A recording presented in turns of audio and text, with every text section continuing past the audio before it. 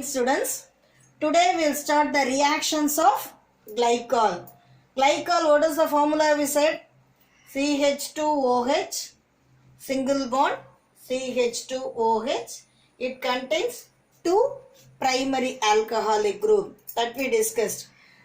Today we will see the properties, that is reactions of glycol. What happens when this glycol reacts with phosphorus triiodide, Pi3.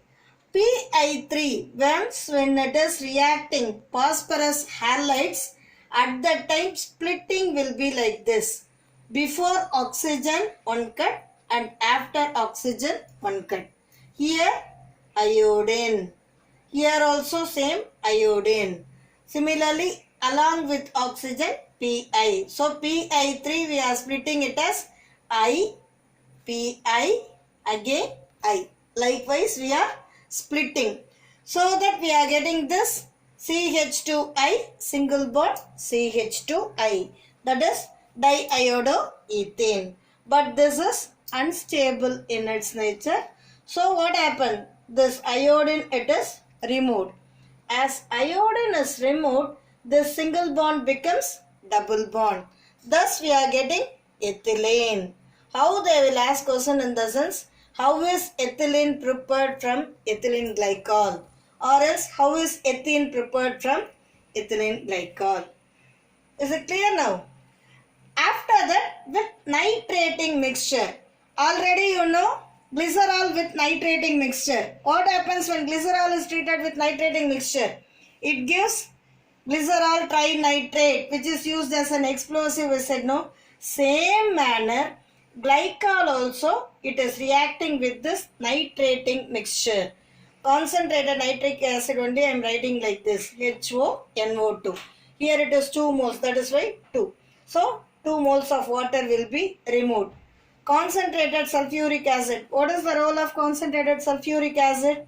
It acts as a good dehydrating agent. So, along with dinitroglycol, 2 moles of water is removed. It is understood. That's why it's not mentioned in the book. Clear? After that, dehydration. Dehydration, what we said? Even in glycerol, we saw this dehydration. Once when glycerol undergoes dehydration, it forms acrolein, we said no. Likewise, here dehydration actually it takes place in 3 steps. Based on the nature of reagent we are using. Suppose when we are taking glycol and it is heated to 773 Kelvin. See, this is important.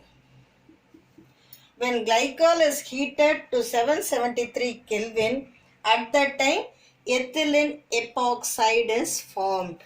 Ethylene epoxide is formed. In spite of heating, when we are treating this glycol with dilute sulfuric acid and anhydrous zinc chloride, at that time what happened in the sense, this OH and this H.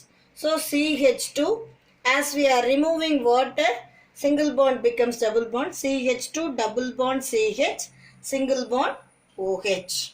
This is what we are saying, it is vinyl alcohol. It is vinyl alcohol. This vinyl alcohol undergoes tautomerization, that is this H is attached to CH2, that is why it becomes CH3, along with this double bond, this bond here we are shifting, that is why CH3 CHO. So how is acetaldehyde prepared from glycol means? You can write this equation. Is it clear? Last reaction which we are going to see, it is very important. How is dioxin prepared? Likewise it will be asked. Or else, what happens when ethylene glycol is treated with concentrated sulfuric acid? Concentrated sulfuric acid, already we said, what is its role? It acts as a best dehydrating agent, we said. Likewise, this glycol, here we wrote no, that only I wrote it in a horizontal manner. Clear? HOCH2 single bond CH2OH. The CH2OH single bond CH2OH only I have written like this. So we are taking 2 moles of glycol. To show the removal of water only, I wrote the equation like this.